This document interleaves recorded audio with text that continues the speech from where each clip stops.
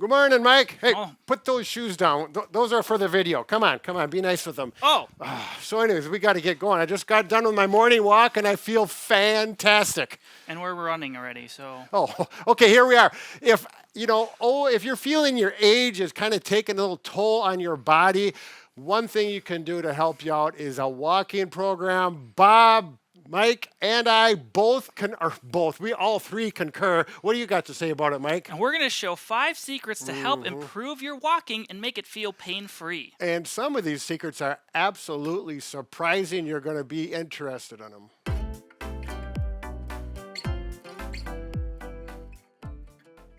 All right, we'd like to explain a little bit why walking can be so healthy for you.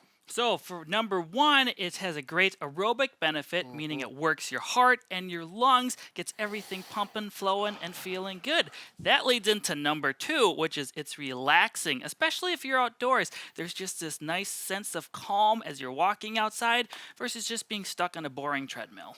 Or perhaps walking down the highway where cars are going back and forth downtown. Maybe avoid that if you can, between the carbon dioxide and everything else.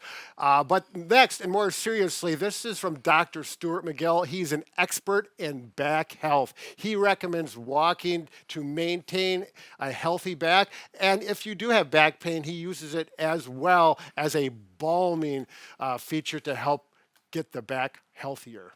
So whether you're walking with a walker or a cane or you don't need a device, all these apply. They're all from experts in the fields, and we'll let you know. Let's get on to number 1 first. So, number 1 is wearing proper footwear. This is a big thing to look at. So, what we like to recommend are shoes with a wider toe box, like my shoe has here. It allows your feet to spread out, prevent bunions, can help with plantar fasciitis, a whole array of issues that come up with narrow shoes.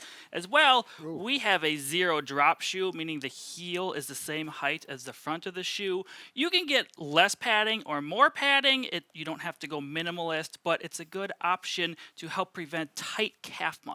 Right. I just give an example here of these are my shoes. I only wear these in the studio, and you can see the pointy toe box up here, which crunches the toes together. This is how the majority of shoes are made.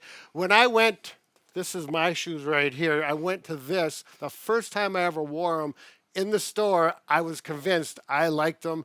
They happen to be ultras. There's other manufacturers that make the wide toe box. I do like the cushion shoes. I do not wear the flats that have minimalist because it's hard on my foot. So cushion, I would recommend to start with. If you're hiking, they make wide toe hiking shoes as well, and I recommend that even probably more so than with walking on the flat.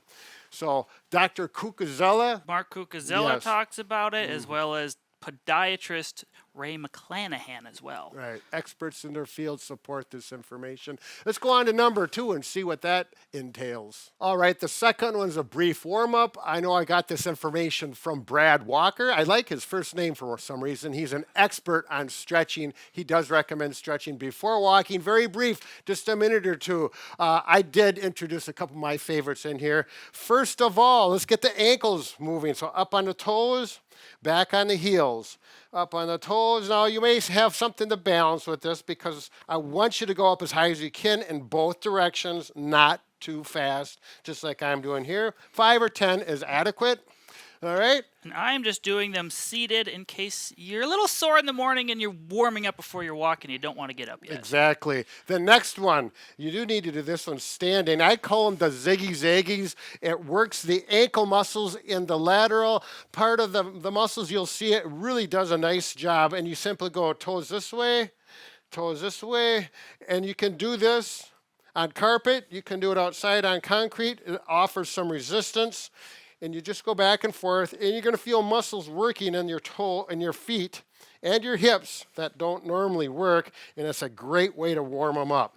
Do that just a minute at the most, back and forth. And finishing up, we want to walk on the hip stretch. This is one of my favorites. Now, there's 2 ways to do this. I go up to At home, I have a concrete ledge. I go up that is this high, and I stretch the hip out. And then I actually roll my hip to the side. This is called noodling. You can do it in that position as well. And I just spend 15 to 20 seconds doing this leg. And then I'll do the other leg. And then also stretch back this way to get the hip flexor as well.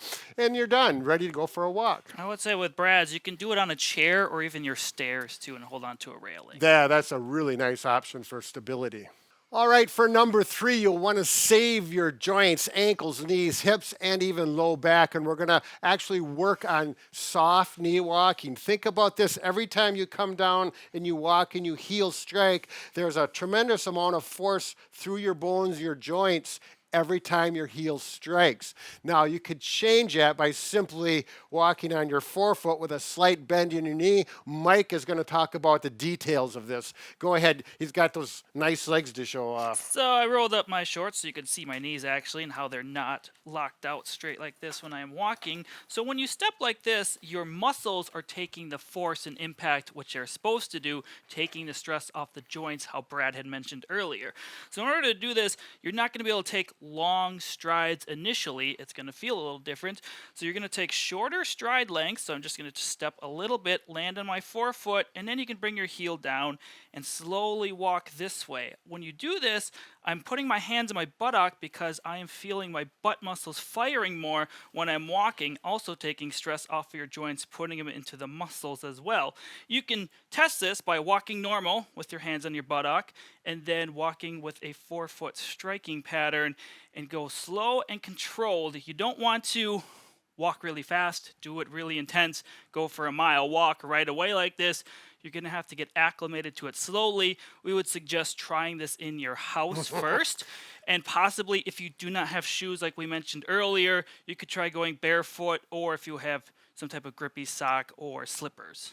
Right, so I've worked on this, and I got to admit, you're not going to change your walking style and go for a 2-mile walk like this within a week. This takes time, even if you do this once a day, just so you get the feel of changing your pattern a little bit. And then over a period of weeks or months, you can change and understand and decrease the joint impact of your walking.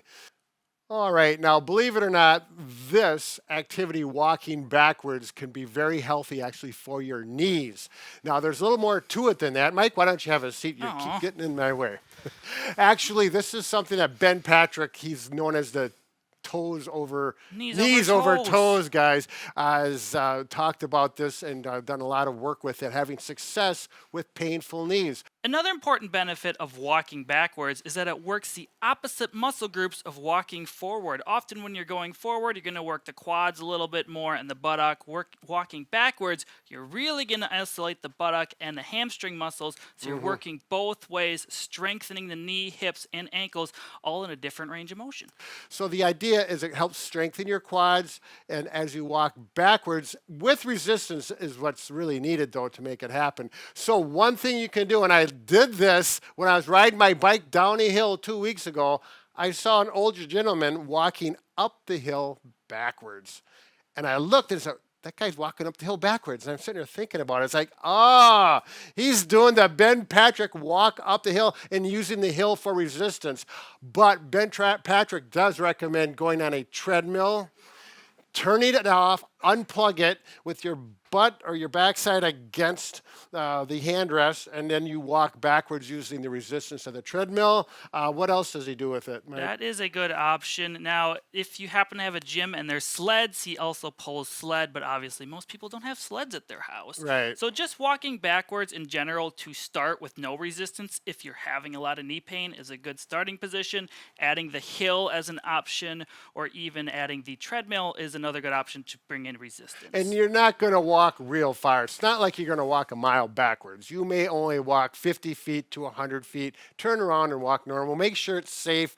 Maybe if you're walking with a partner, they can watch for you to make sure everything is going well. Have a cane or a walking stick is a really good option. So then, this is one of those things that if you want to do it and you want to work with it, go ahead. And then you can Google walking backwards Ben Patrick, and you'll go into more detail with his video as well. Now, this fifth one is very simple but incredibly important. And a lot of people, particularly 50s, 60s, and overs, do not get enough water. Now, if you're going to go for a mile or a 2 mile walk, it's very important that you drink before you go for a walk, and not just right before, but 15, 20 minutes, allowing that water to get into your system. If you go for a walk, forget to drink your water, and then you get thirsty, and then you start to drink some water if you have it with you, your body never catches up and you're actually dehydrated even though you're drinking water while you're thirsty. Mike, I think you have some good information on this. Yes, it's important to stay hydrated because my parents are in their 60s and their cousins, they went biking, are in their 70s, and it was very hot in our region recently. And they got to a point where they had to stop biking, and my father had to go back and get the car and pick them up because they didn't drink enough water and they overheated. Right. Actually, it's one of those things. I know my brother, who was in the ER for many years, almost everybody that comes in ill that is in their 60s or 70s or older, dehydration is almost always one of their symptoms, and they get an IV for that. So water before, during, and afterwards, within reason, of course. And coffee isn't water, unfortunately. Yeah, the caffeine may be not healthy or good for you at that point. All right, so get your walking shoes on, get out and do some walking. Big thing, don't overdo it. Have your water, and make sure you have some fun. Get with someone else and have a walking partner.